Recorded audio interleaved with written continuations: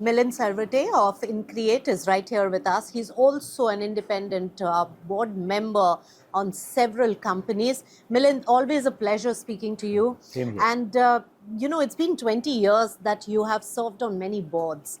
And the importance and accountability of the independent board members started coming in vogue really from the Satyam era. But we still, with ESG and the G part of it, governance, a lot of things have improved substantially and are evolving as we go forward with ESG compliance. In your view, have you seen a substantial change in boardroom dynamics with these compliances and also sensitizing companies about the governance of boards? Yes, there is a distinct movement towards, I would say, formalization of the ethos of governance. And as it always happens, regulations come in, they typically end up in a checklist of new things that the board has to comply with, committees have to comply with. And it is very natural that the initial focus is on ticking the boxes and making sure that whatever the regulators want, we are delivering. That I think is mandatory and that has to happen. But what should also happen is not only tick the box, but go outside it, understand what is the ethos of this regulatory requirement and accordingly deliver that. For example, if you look at ESG, there are requirements about governance which let's say the audit committee has to comply with. But in terms of practical realities, there is a huge information overload which not only the audit committee, the entire board suffers from. And we will have to be extra diligent to ensure that the entire information which is passed on to the board is gone through and there is an intelligent analysis of that information. I feel both the management and the board or the individual independent directors have to work together to ensure that the information is not only exchanged but is also delved into and there is some kind of... So are you saying, Milind, that the biggest challenge is that the information overload is there and it is too burdensome or cumbersome for independent directors to really analyze it in a short period of time? Is that one of the challenges? It is one of the challenges. I won't say it is impossible. It could be cumbersome, but I feel that if you have an approach towards dealing with the information in a methodical manner, see, the nature of the beast is such that if you are in the audit committee, you are going to get financial statements and the details which will run into hundreds of pages. A typical annual report these days would be 3 or 4 times bigger than the ones we had, say, around the Satyam time. Yes. It is natural and it is required also, but we have to figure out ways of analyzing that information in much less time, in a much more incisive manner. So if you recognize this as an issue, you get working on it and you solve the problem. If you say that this is too big for me to read and therefore I am going to take it as read, then you are in deep trouble. But the devil is always in the details. Always in the details. So you have to find ways of figuring out what is missing. As Sherlock Holmes would say, why did the dog not bark? But Milind, our journalists' work is also Similar. Exactly similar, yes. Where we get a lot of information and you are supposed to figure that out. But with experience, we figure out what to watch out for. I mean, so I think, the regulator wants people to be appointed as independent directors after the board is convinced that yes. they bring the necessary expertise and experience. Yes. And with experience, you get the ability to look at patterns. You look yes. at the ability to join the dots. And you figure out that things were happening on a certain even keel in quarter 1, quarter 2. In quarter yes. 3, there is a blip. So why is there a blip? Yes. That professional skepticism has to be brought to the table. Yes. And I feel the job of an independent director is to ask the right questions and get the answers. Some of them could be wrong answers and you have to call them out. You may not always know whether an answer is perfectly right or wrong, but you will have a broad idea. And yes. even if you look at the NFRA's diktat, even to the audit committee, like yes. recently they came out with a detailed circular saying that they don't really have a jurisdiction over the audit committee. But here are a list of 85 questions Yes. which the audit committee can ask the auditors. So this is their way of nudging the audit committee into asking questions. So, Milind, have we come a long way where the independent directors are asking a lot more questions to the management now? Indeed, there is much more questioning.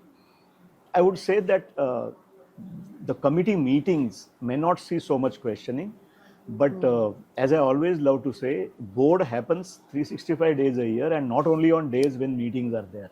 Yes. So there has to be a lot of pre-work. Wherever I chair the audit committee of a board of a company, I insist on having a pre-audit committee session with the management, especially with the CFO. I have a one-on-one session with statutory auditors. I have a one-on-one session with the internal auditors to figure out whether everything is gelling into a virtuous kind of a setup. If there is any piece which is missing out in this picture, then it is my job to probe that area. And therefore, a lot of questions get asked in advance, ahead of the meeting. And an independent director is not a leader of the opposition. So if there are issues hurting the company, you have to put your shoulder to the wheel and figure out if you can improve things in a certain way. Right. I feel if you are constructive, your questioning gets that edge of value addition. And then you are received much better. A typical auditor would ask questions and not want to solve that issue necessarily. Right. Yes. But if you are a constructive audit committee member, you will of course try to solve it without joining the management. See, the challenges are many because you are a non-executive director. You can't really play an executive role. Yes. So you have to be an attached, detached person. You have to sometimes hunt with the hounds and run with the hares. But that's part of the game. That's why you are the audit committee member. So it's to those who are fascinated by this, like I am fascinated. To me, it's very interesting. Yes. To another person, it may not be interesting, and therefore But somebody has to do the tough somebody job. has to do the tough job. That's what. All right. And another part, Milind, then you have been focusing a lot and spending your time in even CSR advisory.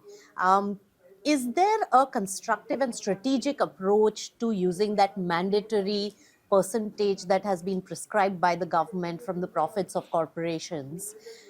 Is there a constructive and strategic approach to use of CSR funding where it is actually required and most required?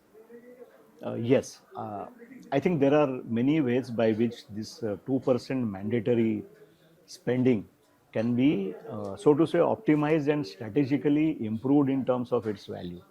I think the first thing for that is that the company should have a stated CSR strategy. Yes. By a CSR strategy means creating a framework by which you will choose what you will do and what you will not.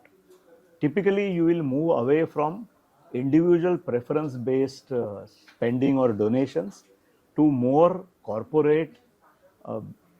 It may not be business related, but corporate responsibility related spending, which creates longer term value.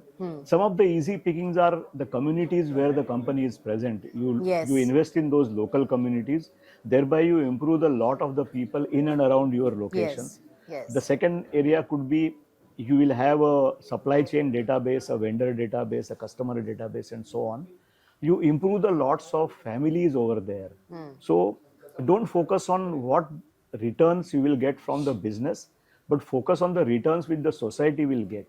So if you measure the ROI of CSR expenditure in terms of the community impact it has, I think there can be a yardstick by which you can measure the effectiveness of the CSR expenditure. Yes. If you have a studied approach towards this area, I think you will be able to come out with a good strategy. How many people are really devising impact-based community service or CSR?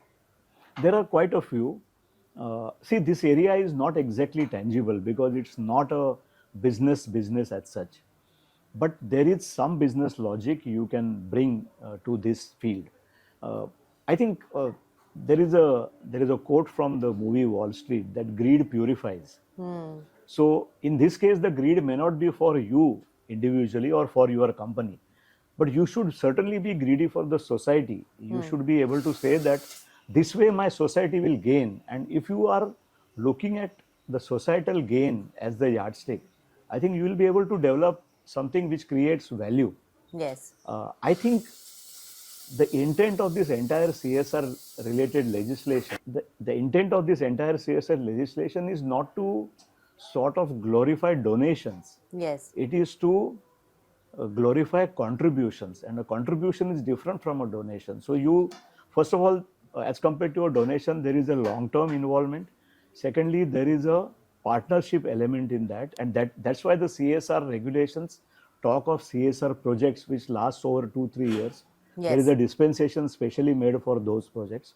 So you need to look at, in the long term, how do you contribute, Yes. not how do you donate in the short term.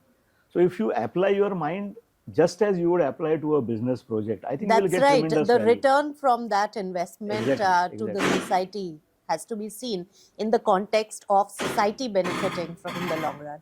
All right. Thank you, Milind. Thank you. Always a pleasure speaking to you. With that, it's a wrap. Thank Thanks you. so much. Thank you.